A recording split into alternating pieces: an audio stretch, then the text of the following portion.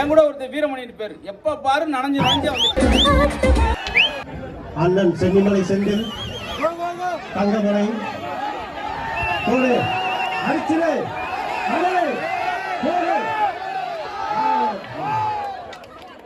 அண்ணே படாத இடத்துல பட்டுருச்சு. வாங்க, இதுதான் சொன்னேன், மெதுவா ஸ்ட்ரைக் பண்ணுங்க. கரெக்டா உங்க மேலேயே அடிச்சுதா? அடிக்கிறீங்க, சரி போங்க.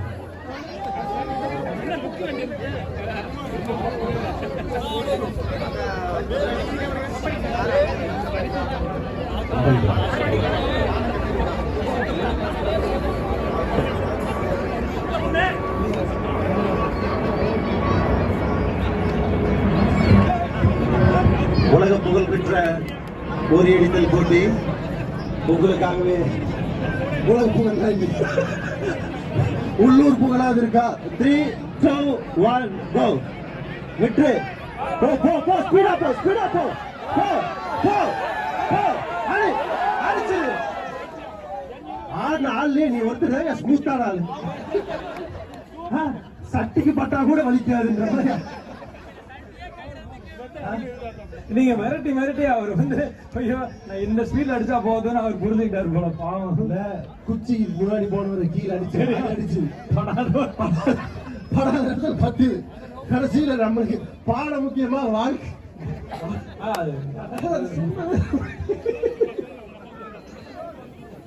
ஓகே, இதுக்கு நடுவில் எல்லாம் டயர்டா இருந்தீங்கன்னா போய் நீங்க ஐஸ்வர்யா ரெஸ்டாரண்ட்ல, கோக்கரகோ ரெஸ்டாரண்ட்ல, பாம்பே லஸ்ஸில பாப்கார்ன், அப்புறம் பாப்கார்ன் எல்லாம் தனியா போய்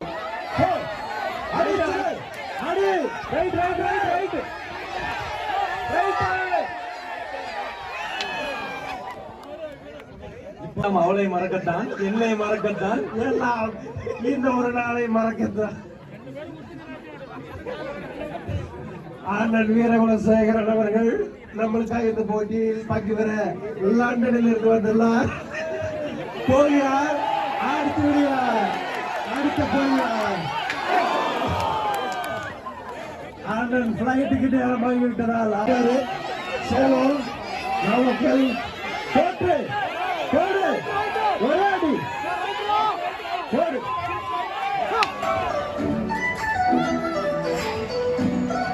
अधिनायक जय हे भारत भाग्य विधाता, पंजाब सिंध गुजरात मराठा द्राविड उत्कल बंगा, विंध्य हिमाचल यमुना गंगा उच्चल जलधि तरंगा, तव शुभ नामे जागे, तव शुभ आशीष मागे, गाहे तव जय गाथा, जन गण मंगल दायक जय हे भारत भाग्य विधाता, जय हे जय हे जय हे जय जय जय जय हे.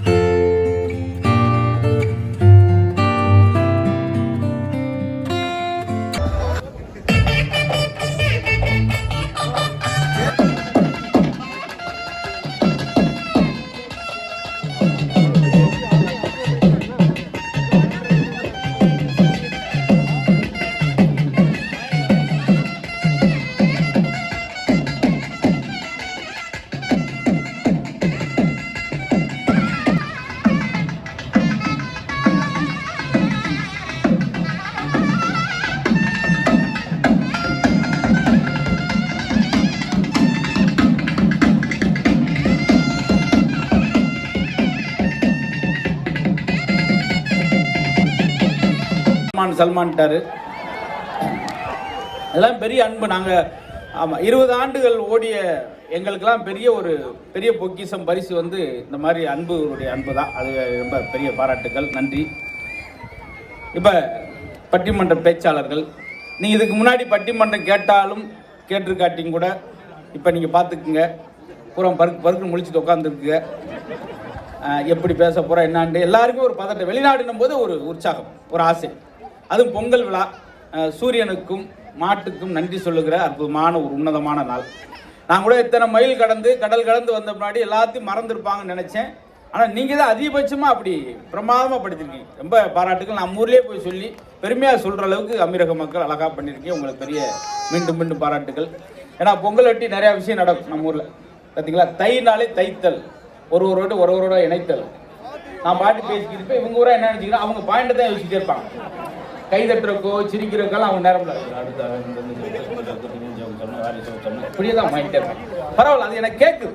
அவங்க பேசுனா அவங்க வாய்ப்புல பேசுங்க, எனக்கு கேட்குற அளவுக்கு பேசுவாங்க. ஆமாம், நம்ம பிரமாதமாக நீங்கள்லாம் நிகழ்ச்சியோட நிறைவரைக்கு இருந்து, ஏன்னா நல்ல கடுமையான உழைப்பு. கடல் போன்ற வெள்ளம் சொல்ல முடியாது, ஏன்னா கடலே பக்கத்தில் இருக்கு இது மாதிரிலாம். அதனால் நீங்கள் எங்களுக்கு செய்ய வேண்டிய உதவி என்னன்னா, நல்ல புதிய பேச்சாளர்கள் நம்ம துபாயில் மக்களே இங்கே உள்ள 2 அறிமுக பேச்சாளர்லாம் பேசியிருக்காங்க. அவங்களுக்கு நீங்கள் நிறையா உற்சாகப்படுத்தணும். அதே போல் அருமை தம்பி சத்யராஜ் அவர்களும் இதுதான் அவருக்கு முதல் மேடை. இல்லை நிறைய பேர் யோசிக்கிறாங்க, நீங்கள் பேசி போல இருக்குதான் நாங்கள் கிடைச்சோமாடா அப்படி நினைக்காது. ஆமாம், நல்லா அழகாக பேசுவாங்க. இப்போ என்ன தலைப்பு, என்ன விஷயம் ரொம்ப முக்கியம். இன்றைய வாழ்க்கை, இன்றைய தினசரி வாழ்க்கை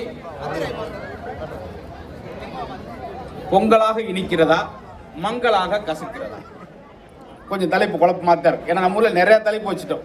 பட்டிமன்றம் இன்னைக்கு நேற்று வந்ததில்லை, எத்தனையோ ஆண்டுகளுக்கு முன்னாடி வந்துச்சு. திருவிளையாடல் படத்தில் பார்க்கும் போலே ஒரு பட்டிமன்றம் வரும். பார்த்தீங்களா, தருமிக்கு ஒரு சந்தேகம் வரும் பாருங்க, யாருக்கு? மன்னருக்கு.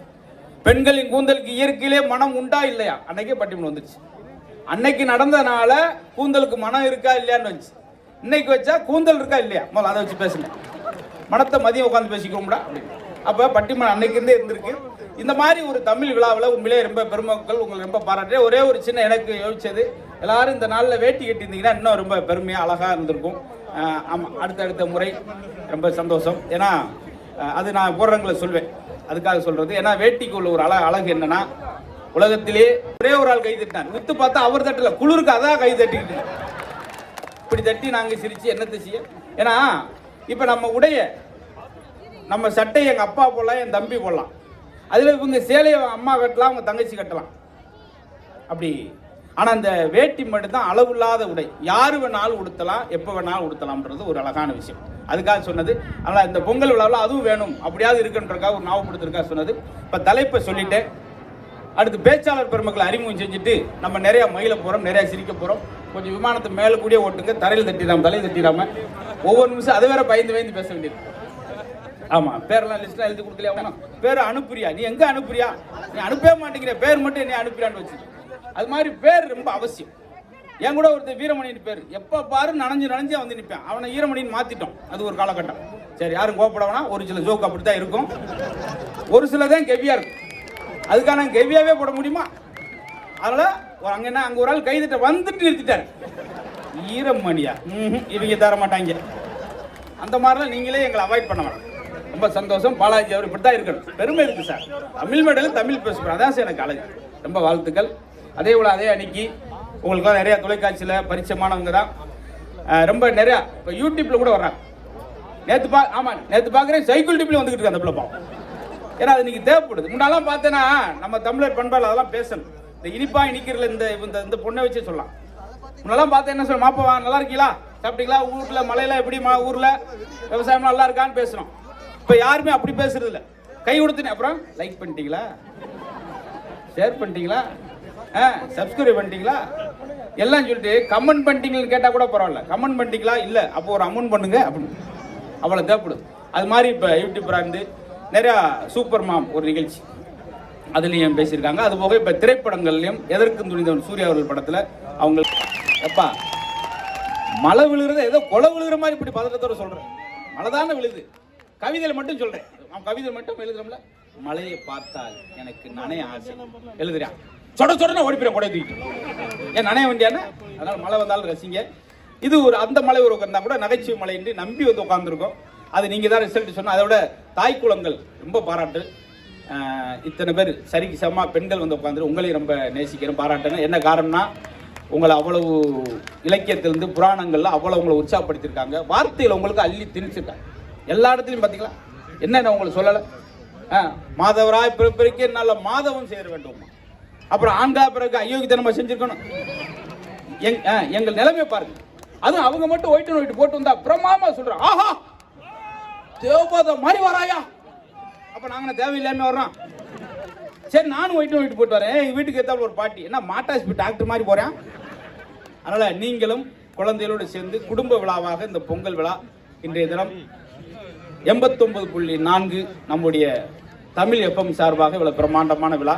மீண்டும் ஒரு முறை உங்களுக்கெல்லாம் நன்றி சொல்லிட்டு நல்ல நிரம்ப ரசிங்க. நாங்க நிறைய கருத்துக்கள் மேடையில சொல்றது இல்லை, கேட்கறதுக்கு ஆள் தயாரா இல்லை. ஒரே ஒரு மேடையில கும்மிடி பூண்டில சொன்னேன், ஒரே ஒரு கருத்து அப்படின்னு ஒரு ஆள் எந்திரிச்சு நிறுத்து அப்படின்றார். இன்ன வரைக்கும் ஆரம்பிக்கல. ஏன்னா வந்த இடத்துல கொஞ்சம் மகிழ்ச்சியா இருந்து போகலாமா, கொஞ்சம் புண்ணையோட இருந்து போகலாமா, அதான் விரும்புறாங்க. அதுக்காக சொல்றது. ஏன்னா ஒரு நின்றுக்கிட்டே இருக்கேன், வந்தவன் கேட்டான், சார் அந்த கன்னியாகுமரி எக்ஸ்பிரஸ் போயிடுச்சா ஜங்ஷன்ல, ரயில்வே ஜங்ஷன்ல? போயிடுச்சு சார், 1 மணி நேரம் ஆச்சு. சார் அந்த நெல்லை எக்ஸ்பிரஸ் அது இப்பதான் சார் போச்சு, 30 நிமிஷம் ஆச்சு. சார் பல்லவன் எக்ஸ்பிரஸ் என்ன சார் அது 4 மணி நேரம் ஆச்சு சார். எக்மோர் அது நாளைக்கு தான் சார் வரும். ஆமா இவ்வளவு கேள்வி வைக்கிறீங்க, நீ எங்க போகணும்? இந்த தண்டவாளத்தை தாண்டி அங்கிட்டு போகணும். கோவம் வருதா? அது மாதிரி எனக்கு அந்த டைம் கோவம் வந்துச்சு. பரவாயில்ல, இப்பொழுது என்னுடைய முன்னுரை நிறைவு செய்து இந்த பொங்கல் விழாவில் உங்களாம் பார்த்ததில் பெரிய மகிழ்ச்சி என்று சொல்லி, பொங்கல் திருநாளைக்கு நிறைய விஷயம் சொல்லுவோம். தை பிறந்தால் வழி பிறக்கும், அதுக்காக உழைக்காம இருக்கக்கூடாது. தை பிறந்து என்ன அப்படி, அதுக்கு எதுக்காக அந்த பழமொழி சொன்னதுன்னா, 5 ஏக்கர் 6 ஏக்கர் நெல் போட்டிருப்பாங்க. அப்ப பக்கத்தூருக்கு போக முடியாது, நெல்லுக்குள்ள உள்ள கூடி நாத்துக்குள்ள கூடி போக முடியாது. அப்ப தை மாதம் ஆனா அந்த கதிரெல்லாம் அறுத்துருவாங்க. அப்பதான் பக்கத்தூர் போறதுக்கு வழி பிறக்கும், அதுக்காக சொன்னது தை பிறந்தால் வழி பிறக்கும். ஆனா இன்னைக்கு பார்த்துட்டோம், இருந்தாலும் தையில தான் எல்லா நல்ல காரியத்தையும் செய்வோம். இந்த வருடம் எல்லாருக்கும் மகத்துவமான ஆண்டாகவும் புன்னகை மிக்க ஆண்டாகவும் இருக்குன்றக்காக தான் இப்படி ஒரு அழகான நிகழ்வை தொடங்கியிருக்காங்க.